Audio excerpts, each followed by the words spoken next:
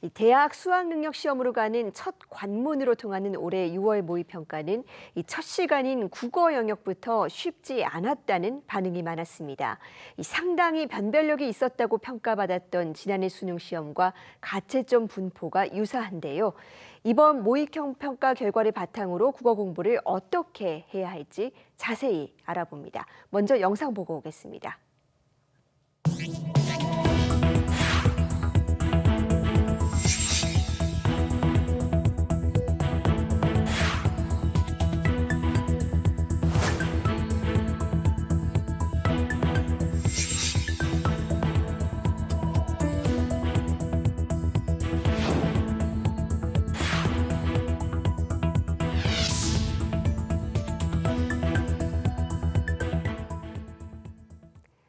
네, 이번 6월 모의평가 출제 경향과 앞으로의 공부법, EBS 대표 강사와 자세히 알아보겠습니다. 서울 중동고등학교 최세일 선생님 나와 있습니다. 선생님 어서 오세요. 안녕하세요.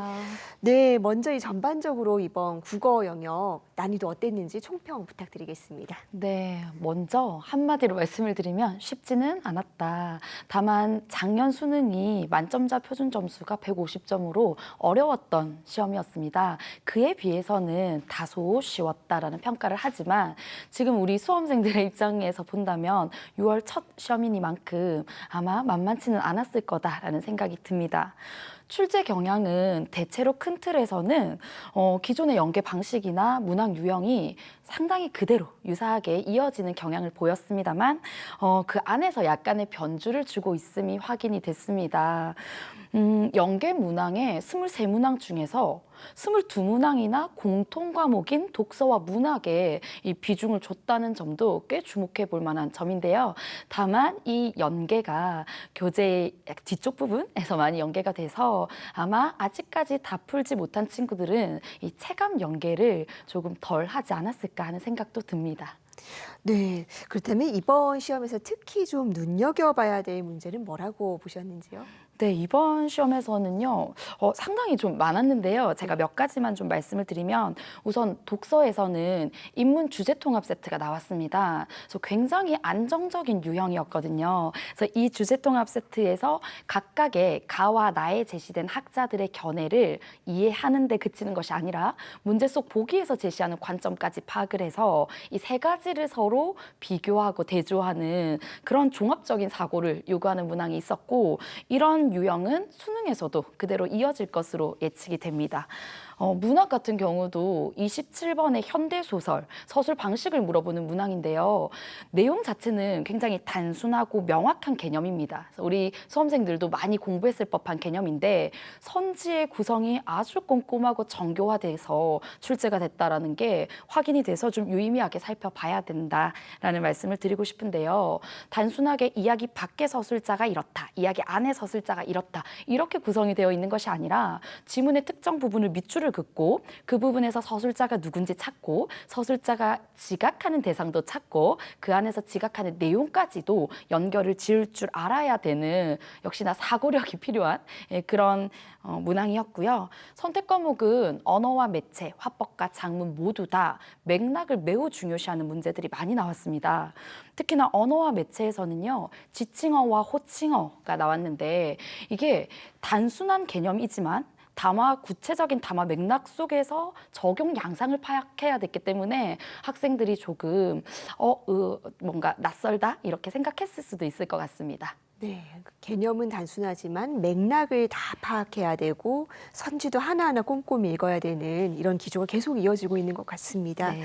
자, 수험생들은 특히 어려워하는 부분이 사실 비문학입니다. 이게 낯선 내용이 나오면은 참 당황하기 쉬운데 어떻게 접근하는 게 좋겠습니까? 네, 항상 중요한 건요, 기본입니다. 독서의 핵심은 말하고자 하는 바를 확실하게 파악하는 건데요. 우리가 비문학 공부를 할 때 항상 어떤 패턴을 찾거나 유형에 집중을 하거나 뭔가 소위 말하는 스킬을 적용하려고 하는데요. 그것보다 더 중요한 건 스스로 생각하는 힘을 키우는 겁니다. 그래서 이 시간이 좀 걸리는 것처럼 느껴지더라도요. 바로 해설 강의를 본다거나 바로 정답지를 확인하지 말고 본인 스스로 이제 문장과 문장 속에 감추어진 의미를 생각해보는 그 시간, 거기서 바로 성장이 이루어지는데요. 그렇게 활용하는 도구가 필요하잖아요. 그 도구가 바로 연계교재와 기출문제입니다. 그래서 연계교재 같은 경우는 단순한 문제 유형만 확인하는 것이 아니라 그 속에 담겨 있는 내용까지도 꼼꼼하게 이해를 하는 방식으로 수능을 준비하는 것이 맞고요.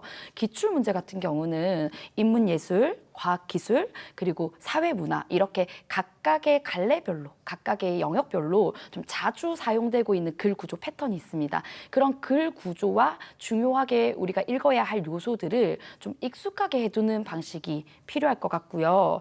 또 많은 친구들이 한 번에 많은 양을 공부하려고 하는데 조급한 마음을 내려놓고 매일 꾸준히 대신에 꾸준히 해야 된다는 걸 꼭 말씀드리고 싶습니다. 네. 그리고 이 안정적으로 높은 등급을 맞으려면 문학만큼은 다 잡아야 된다라는 말이 있거든요. 어떻게 해야 될까요? 사실 이번 6월 모의평가에서 출제 경향을 분석했을 때 문학이 상당히 주목할 점이 많았는데요. 이 문학을 보면요. 선지가 이전 시험들에 비해서 아주 정교화됐다. 그걸 통해서 변별을 하고자 했다라는 것이 보입니다. 우리가 공부를 할 때도 단순히 문학 개념을 암기하는 것에서 나아가서요. 구체적인 장면, 식구 뭐 이런 데서 이런 개념을 적용해 보는 그런 훈련들이 필요하고요. 또 문학의 연계가 많이 됐잖아요. 6문학 작품 중에서 4작품이 연계가 됐습니다. 그러니만큼 우리 연계 교재 속에 있는 문학 작품만큼은 해당 장면뿐만 아니라 다른 장면도 얼마든지 간접 연계로 출제될 수가 있기 때문에 그 다른 장면을 준비를 좀 해야 됩니다. 그래서 전체적인 줄거리를 좀 파악하고요. 그리고 작품을 둘러싼 맥락까지도 공부를 해두는 것이 좋은데요. 이렇게 말씀드리면 언제 다 하지? 이런 생각이 들잖아요. 그래서 강의가 있는 거거든요. 그래서 EBS 우리 다양한 수준을 고려한 여러 강의들이 있으니까 강의를 연계 교재만큼은 꼭 활용했으면 좋겠습니다. 네, 국어에도 요즘은 선택 과목이 있습니다. 언어와 매체, 화법과 작문. 이건 어떻게 접근하는 것이 좋겠습니까? 네, 언어와 매체, 화법과 작문은요, 섣불리 시간을 줄이려고 해서는 안 됩니다. 그래서 소위 말하는 어떤 패턴을 보고 스킬을 적용하고 그런 방식으로 시간을 줄이려는 데 집중하지 마시고요. 항상 본질에 충실하게 전체적인 맥락 속에서 개념을 적용할 수 있는 힘이 필요합니다. 엄매의 경우는요, 개념 따로 예시 따로 공부하는 것이 아니라 이 개념과 관련되는 예시의 장을 계속 넓혀가는 방식으로 남은 기간 학습을 하셔야 되는데 기존에 공부했던 개념서가 있다면 그 개념서에 앞으로 문제 풀면서 추가되는 다양한 예시들을 합치면서 단권화시키는 나만의 교재를 만드는 것이 필요할 것 같고요. 화법과 작문 같은 경우는 이번 6월 모의평가에서도 재진술이라거나 통일성이라거나 내용 조직 방식이라거나 이런 기초적인 기본 개념을 잘 몰라서 틀린 친구들이 많았거든요. 그런 개념들을 잘 점검하고 그리고 기출문제나 연계교재 속에 있는 다양한 문제 유형들을 좀 익숙하게 만들어 놓는 그런 방식의 학습이 필요할 것 같습니다.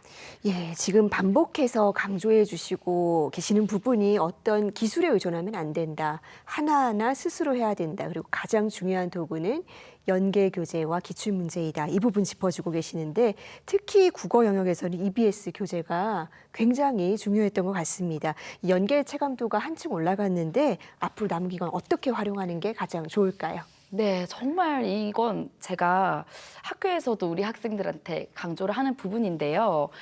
국어만큼은 우리 EBS 연계 교재가 수능 시험 범위다라고 생각을 하고요. 특히 문학 이번에 상당히 많은 작품의 수가 연계가 됐습니다. 그래서 우리가 학교에서도 중간고사를 볼 때 시험 범위를 공부하지 않고 가면 불안하잖아요. 잘 볼 수가 없잖아요. 그것과 마찬가지로 수능에서도 연계 교재는 꼼꼼하게 살펴야 됩니다. 특히 독서는 그 교재 안에 있는 개념들 내가 정확하게 이해했는지 점검하셔야 되고요. 그리고 문학 같은 경우는 앞서도 말씀드렸지만 그 작품을 둘러싼 전체 줄거리나 혹은 작가나 작품의 창작 경향 뭐 이런 작품 자체를 좀 더 뛰어넘어서 둘러싸고 있는 맥락까지도 좀 파악을 할 수 있어야 되고요. 그다음 이런 연계 교재를 계속 강조하다 보니까 언제 공부를 다 하냐 이런 불안감이 있을 수 있는데요. EBS에서는 이런 연계 교재를 좀 압축적으로 핵심을 정리할 수 있는 그런 강의들도 기획이 되고 있거든요. 그래서 방학을 활용해서 그런 압축 연계 강의들도 활용해 보시면 도움이 많이 될 것 같습니다. 네. 까다로웠던 시험이라고는 하지만 지금부터라도 이 제대로 된 방향 세워서 차근차근 공부하면 수험생 모두 원하는 결과 얻을 수 있으리라 믿습니다. 선생님 오늘 말씀 고맙습니다. 감사합니다.